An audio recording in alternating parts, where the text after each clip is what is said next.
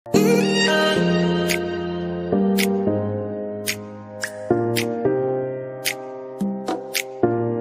morning everyone. How are you today? I hope you are in a good condition.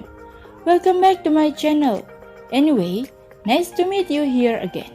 Before watch the video, don't forget to subscribe, share, comment, and like. Okay, let's start our English class.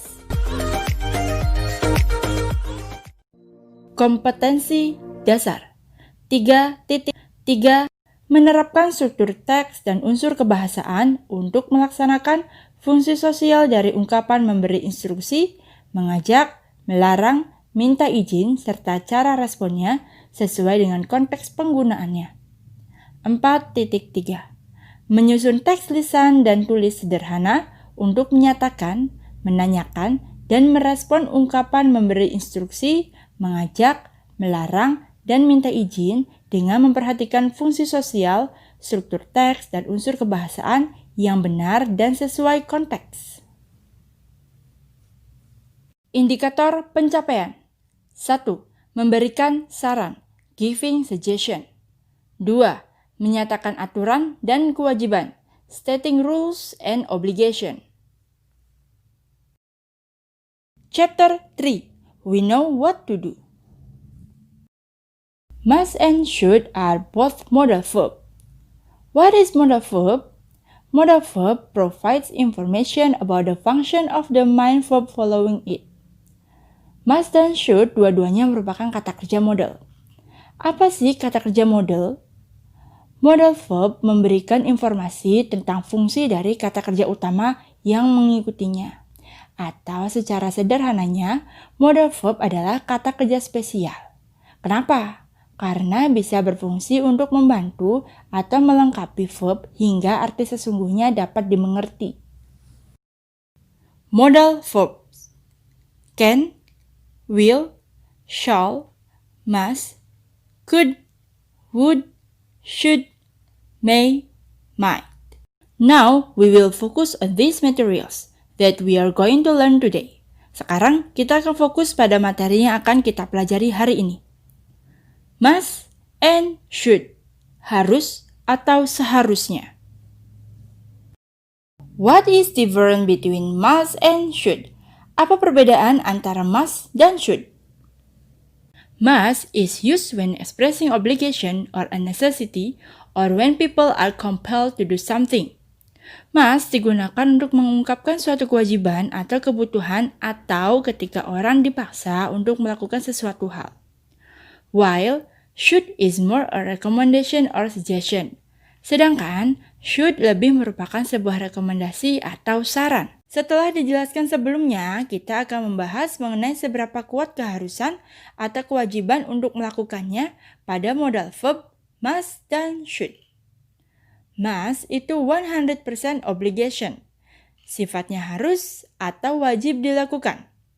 Sedangkan should only 50% obligation, lebih bersifat saran atau advice daripada obligasi. Contohnya, ketika lampu merah menyala, maka kamu harus berhenti. When the traffic light turns red, you must stop or you should stop. Modal verb mana yang kamu gunakan? Must atau should? Apakah ini sebuah kewajiban atau saran? Ketika lampu merah menyala dan kamu berhenti. Jawabannya adalah when the traffic light turns red, you must stop. Contoh lainnya, you look tired, you should have a rest. Kamu terlihat lelah, kamu sebaiknya atau seharusnya istirahat saja. Di sini sifatnya hanya saran, boleh dikerjakan ataupun tidak. Should, seharusnya atau sebaiknya.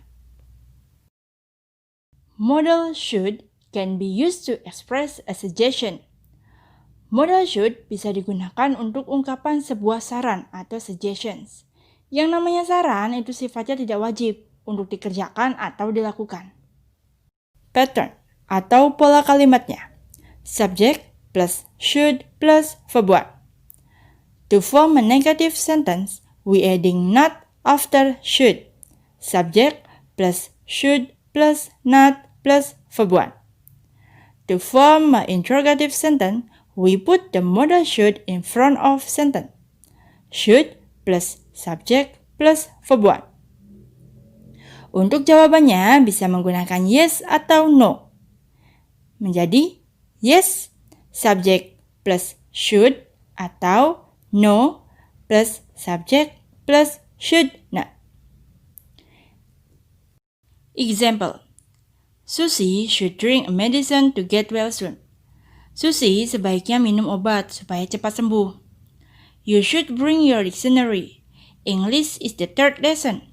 Kamu seharusnya bawa kamus. Bahasa Inggris ada di jam ketiga loh. You should not leave your keys in the car. Kamu tidak sebaiknya meninggalkan kunci di dalam mobil. I should not leave her alone. Saya seharusnya tidak meninggalkan dia sendirian. Should Gibran do the homework? Apakah Gibran sebaiknya mengerjakan PR? Should we go to the swimming pool? Haruskah kita pergi ke kolam renang? Kamu bisa menjawab dengan yes, he should, atau yes, we should, atau no, he should not, no, we should not. Di bawah ini ada beberapa contoh tentang ekspresi atau ungkapan yang sering digunakan dalam memberikan sebuah saran. Contoh dari tanggapan atau respon dalam menerima sebuah saran, karena kemungkinan orang tersebut bisa menolak ataupun menerima sarannya.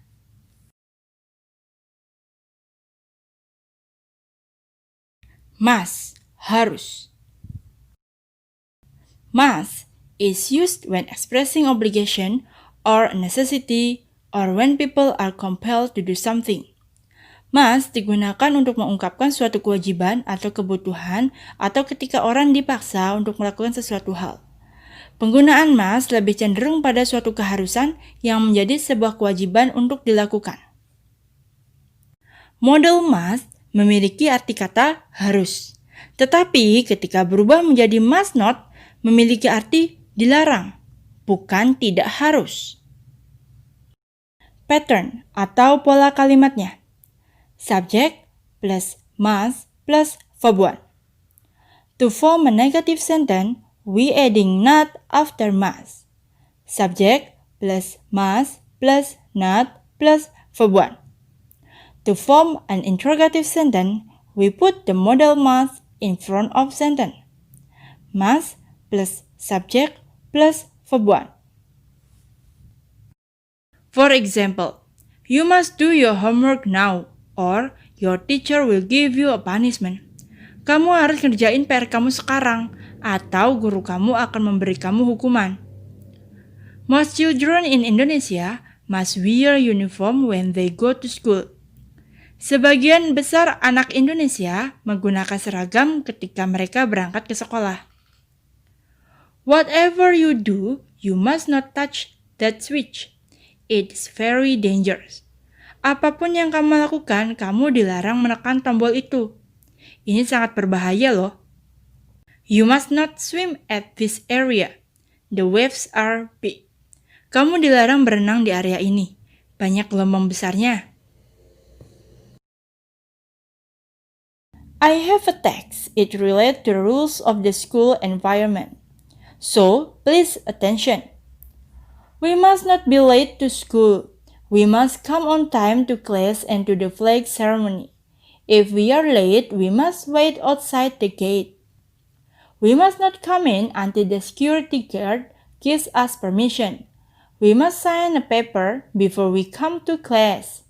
If we cannot come on time for any reason, we must hand in a notice from our parents to the principal. Kita dilarang terlambat ke sekolah.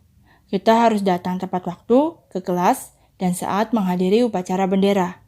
Jika kita terlambat, kita harus menunggu di luar gerbang. Kita dilarang masuk sampai satpam memberi kita izin.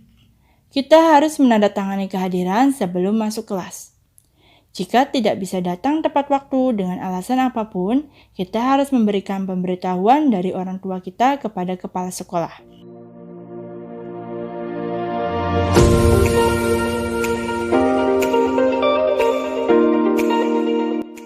I will end this class today. Hopefully it is useful and can help you all to improve your ability in English. Thank you for watching and see you on the next video. Bye!